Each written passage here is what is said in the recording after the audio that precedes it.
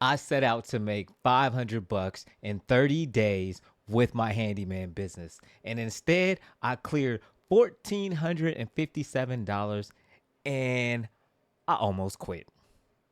I'm Jalal and I am building Fix It Today Columbia from zero. And I'm filming every single dollar because why? I want to encourage you to turn your skills into cash.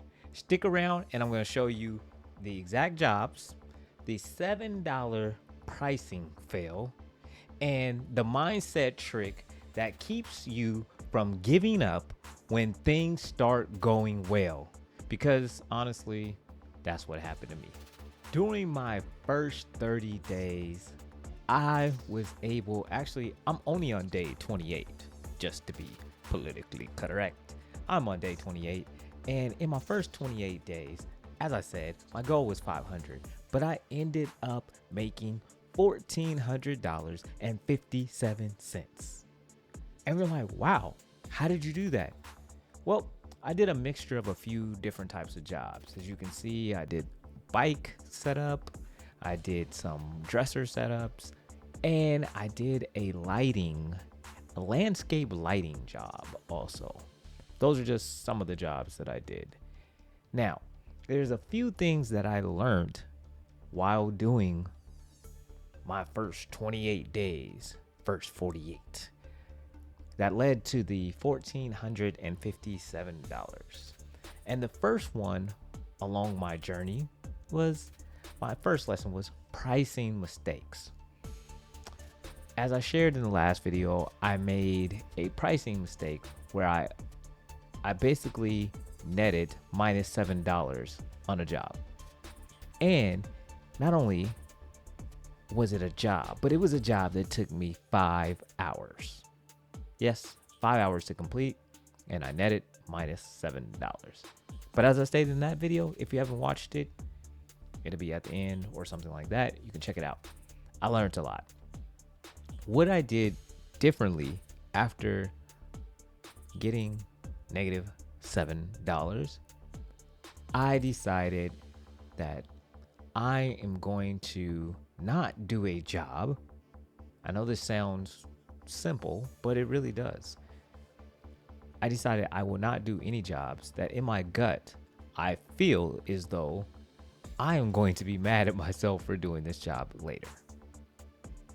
And you're like, wait, what? You just didn't come up with the exact price sheet and all that stuff and then just stick to it? Nope. I said, hey, what does my gut say? Because I'm learning that a lot of times we have these gut feelings and most of us don't listen to them. So I'm trying to train myself to listen to my gut feeling. And for these, it's been working. Now, I will have to come up with an exact pricing strategy. I have one per se, but I will, as my journey goes, make it a little bit better. But anyway, what I did, I had a client who actually was the same client that I did not do the pricing right with. He came back and he was like, hey, I need you to do some other stuff. I said, cool. What I did was I explained, hey, I'm just starting out. I'm still learning. But the last time I did a job for you, I priced it wrong.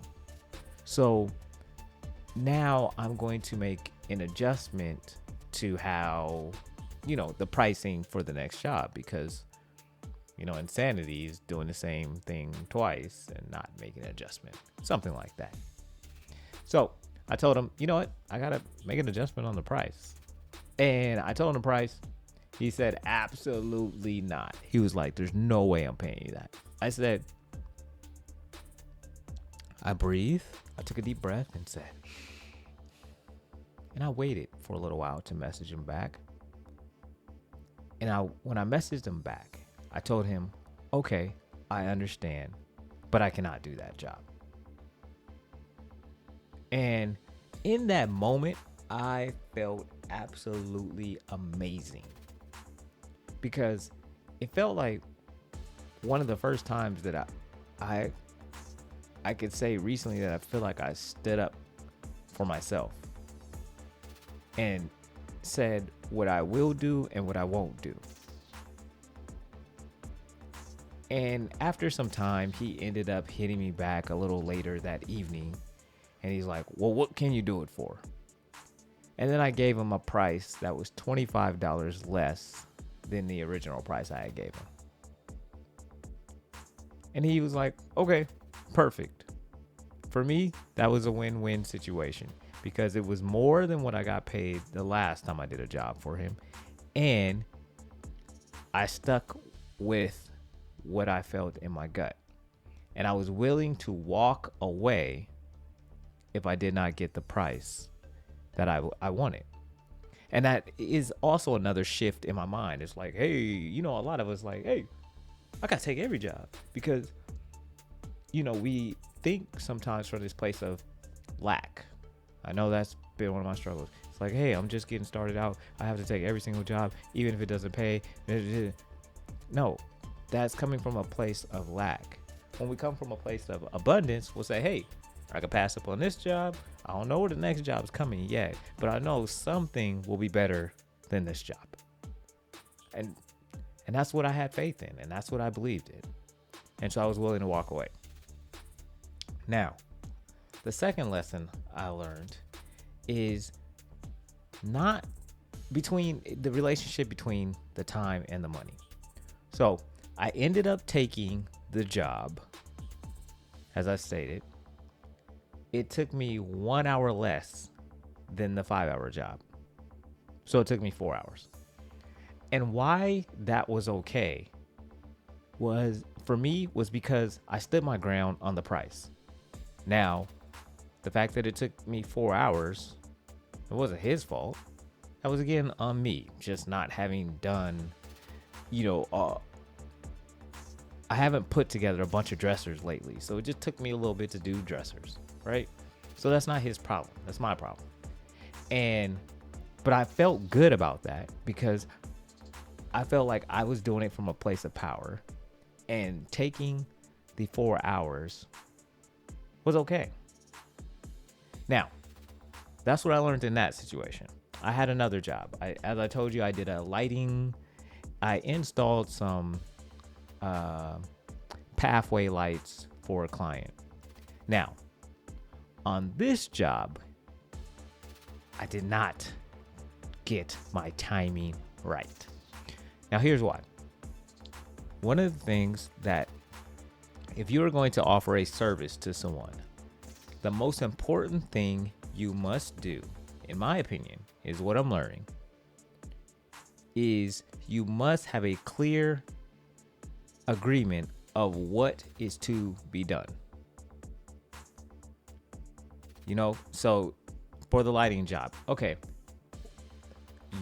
I agreed to do X amount of lights, and I'm going to do them for this price, and this is going to be the process. Okay. And then once you both agree, boom. Okay, cool.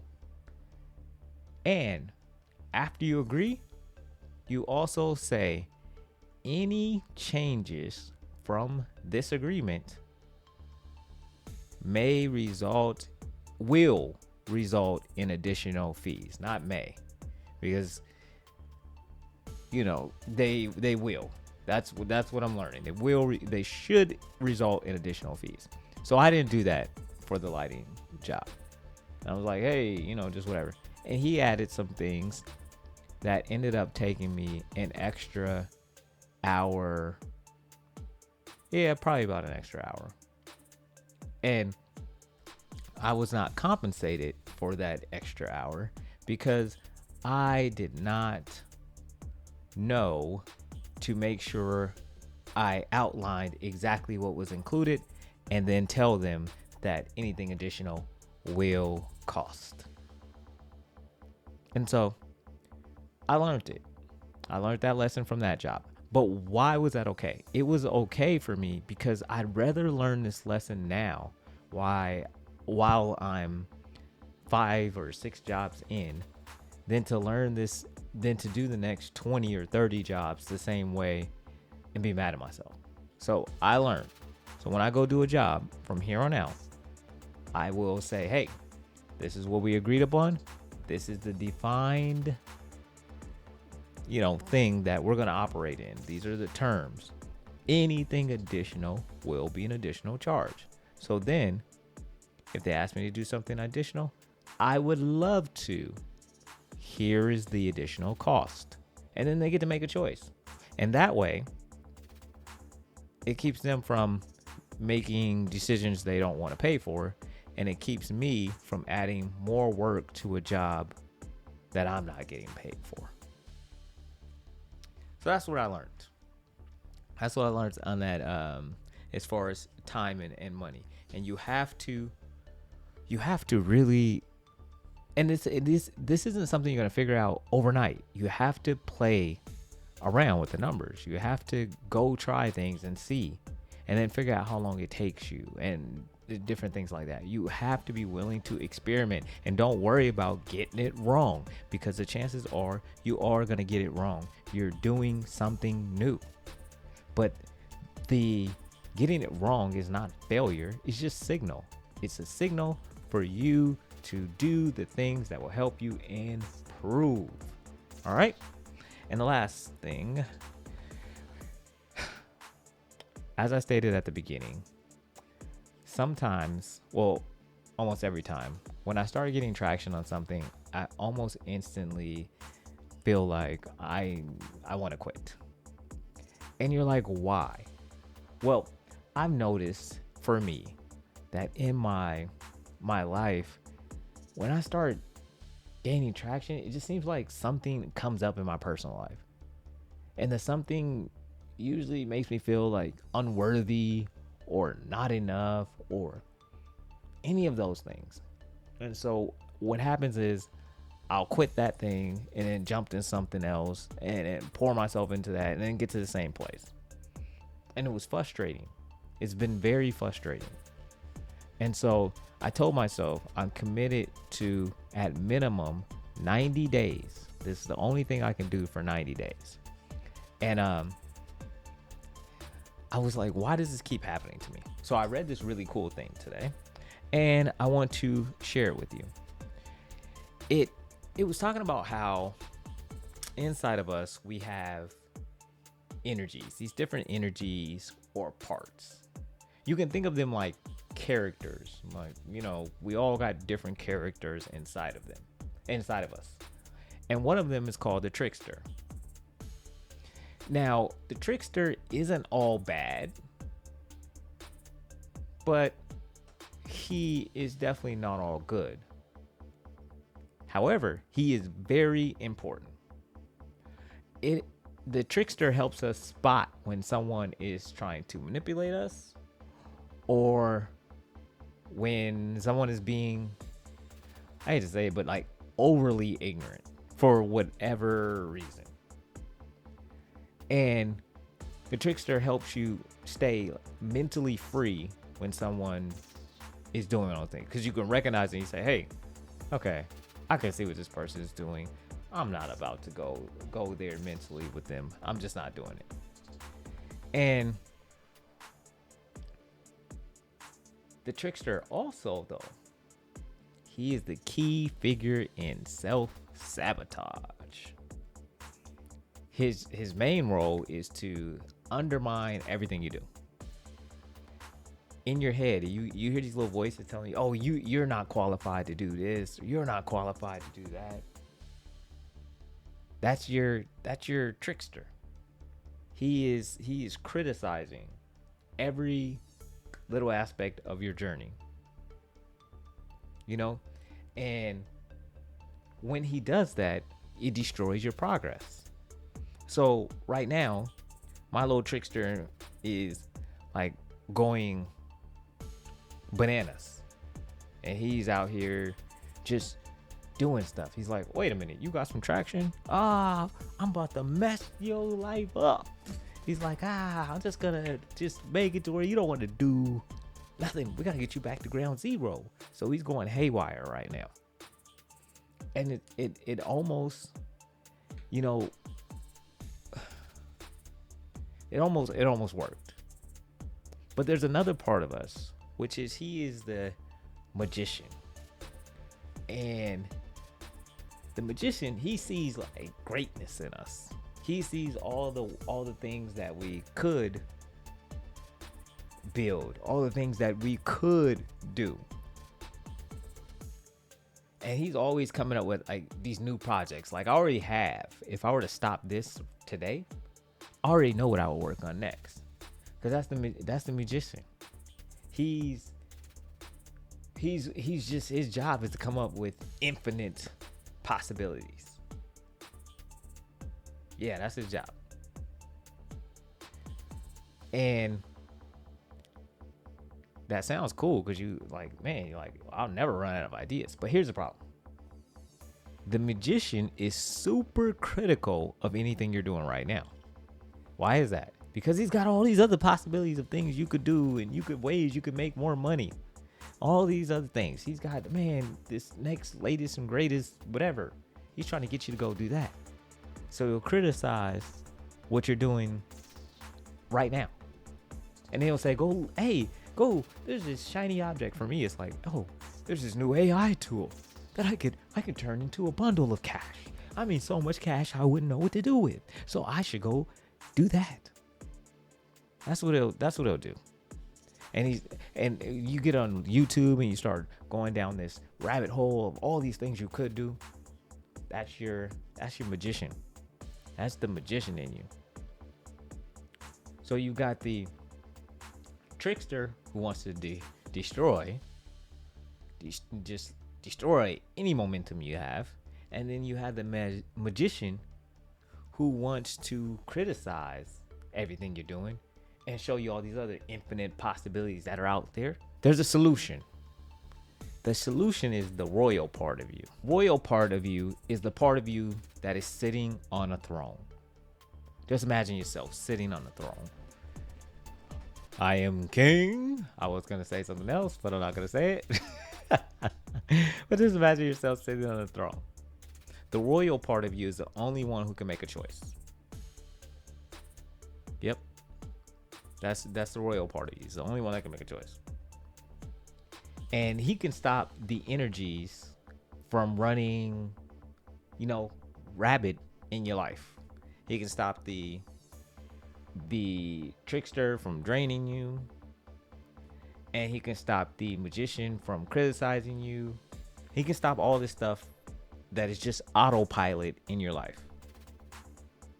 But the only way he can do it is to make a powerful declaration. And so for me, my powerful declaration is, through good or bad, I will not give up on Fix It Today Columbia. I will see my 90 days through no matter what. And then I could tell, hey, the trickster. I could tell, hey, the magician. If you are not trying to help me, which I do need my magician's help. You do need your imagination to bring the things you see in your mind to life. But hey, I will tell it, and you will have to tell yours. Hey, if you're not willing to listen, if you're not willing to help me, if you're only going to criticize me, then you need to shut the hell up. Because I'm doing this.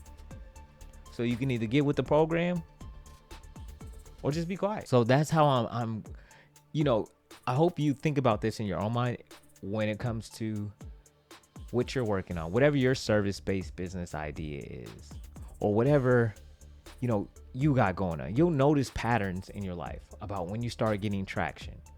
I never imagined that in less than 30 days, I would be at 1457.